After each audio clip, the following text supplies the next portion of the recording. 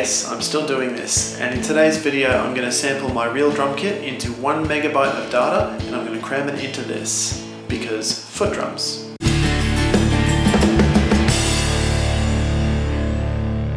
Sorry it's been a while since the last video. As you might remember, I've been building my first guitar, which is going to be a whole video series all of its own, but in the meantime the foot drums must continue. So as part of that process, I'm looking to try and find my own sound and cram it into here.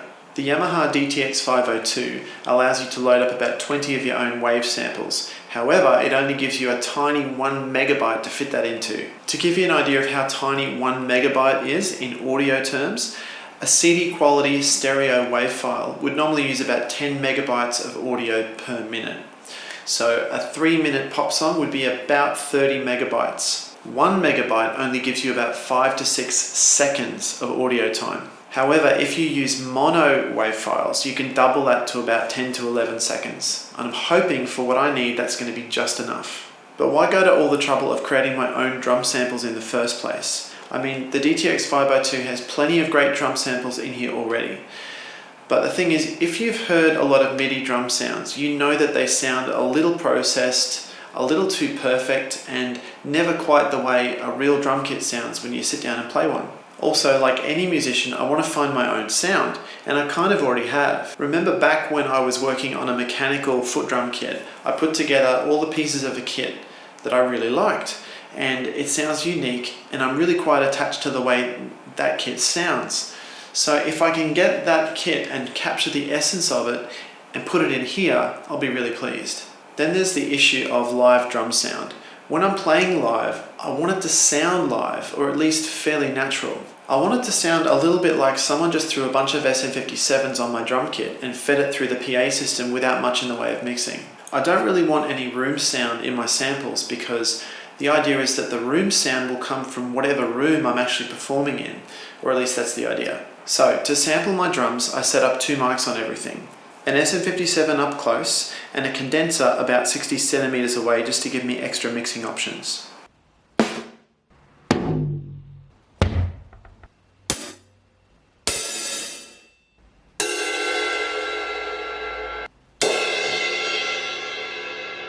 I ran these into a Zoom recorder, and then I imported them straight into Pro Tools.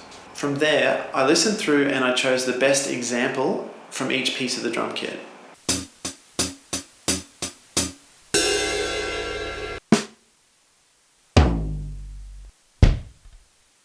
Then I copied and pasted those examples into a crude drum beat in Pro Tools using the grid editor.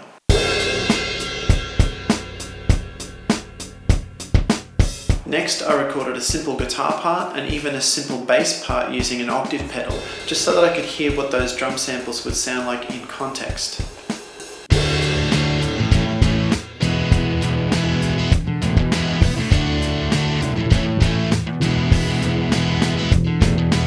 Having everything put together like this allowed me to mix my drum samples the same way I'd mix a regular song.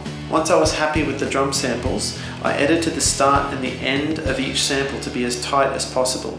Kick, snare, tom and hi-hat were no problem at all. They're all very short sounds, and in total they only came to about 200 kb, or 2 seconds of audio time. It's the ride and the crash that are the problem. Crashes and rides have a long sustain time. In fact, if you're really going to capture a ride or a crash properly, you could use up 10 to 15, maybe even 20 seconds, like easily. But I can't do that. I can only fit my ride and my crash into the remaining 800 kilobytes of data that I've got, or roughly 8 seconds. So I gave 3.5 seconds to the ride and 4.5 seconds to the crash. The reason why I think that'll probably be okay, fingers crossed, is because although a cymbal has a very long decay time, it's only the first 3 or 4 seconds that I think are musically relevant. I've probably just offended a whole bunch of drummers out there, but it's kind of true.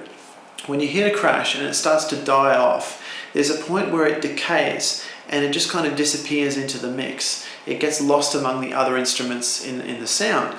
So the first 3 or 4 seconds are important, but after that, even if you have a long sample, it'll tend to fade away and you won't really hear it after 3 or 4 seconds anyway, or at least your attention will be diverted away from that cymbal by that time.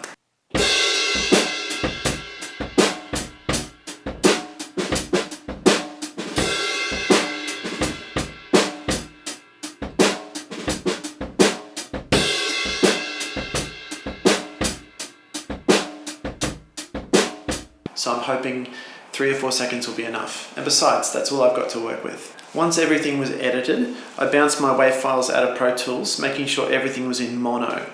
To get them into the DTX502, the samples had to be uploaded to Dropbox and then loaded into the device through the Yamaha app. During this process, you can also assign each sample to a specific trigger input along with some other settings. Unfortunately, it was at this point that I discovered a rather disappointing feature of the Yamaha DTX502.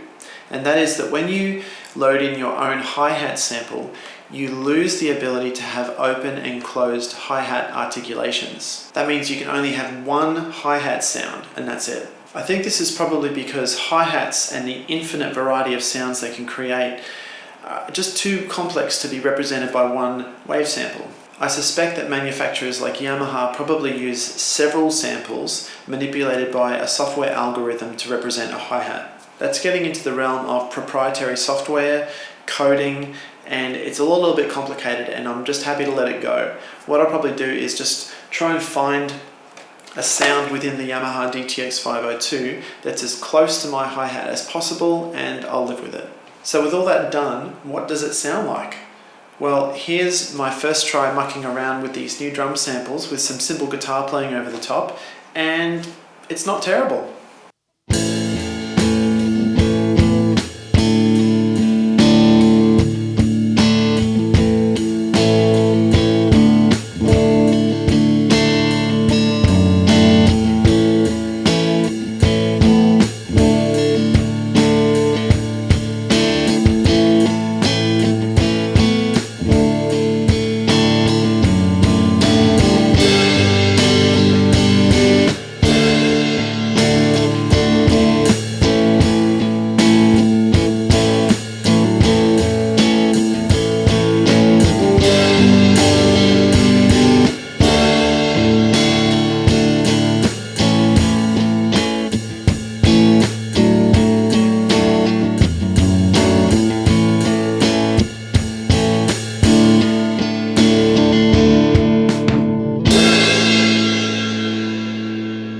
Listening back to that, what I like about it is that actually sounds like my drumming. Like, I'm not a brilliant drummer or anything, so if I was playing along with that on my drum kit, that's basically what it would sound like, which is really cool. The other thing worth pointing out here is that you can finally see one of the benefits of my foot drums layout in action, and that is that the rhythmic movements of my right toe are linked to the rhythmic movements of my right hand strumming. It's a little hard to explain, and I guess I may be the only person in the world who's ever played foot drums in exactly this way, with exactly this layout, but it just seems very intuitive and very natural to have the right foot copying the movements of the right hand. To have them linked together in that way just makes sense, and it feels very easy to play. Anyway, the saga continues, and I will see you in the next video. Bye for now.